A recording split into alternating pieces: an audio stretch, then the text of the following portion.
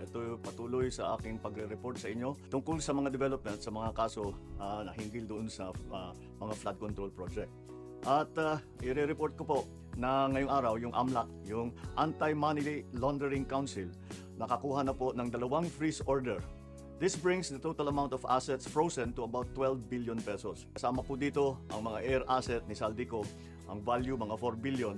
At bukod pa ron, meron po tayong nakuhang 3,566 na bank account, 198 insurance policies, 247 motor vehicles, 178 real properties, 16 na e-wallet account at saka air asset na frozen na. Umpisa lang po ito. Mas marami pong asset ay mafo-frozen para maibalik ang pera ng tao sa kanila.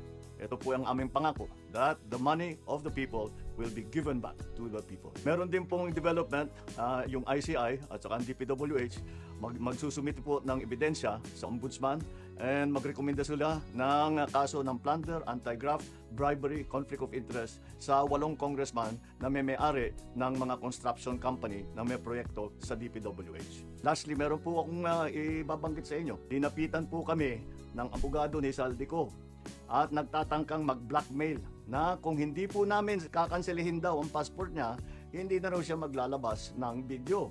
I do not negotiate with criminals. Kahit maglabas ka na ng video ng lahat ng kasinungalingan mo na pag-destabilize sa gobyerno, gusto kong malaman mo, Saldi, makakansela pa rin ang passport mo. Hindi ka na makakatakas sa hustisya.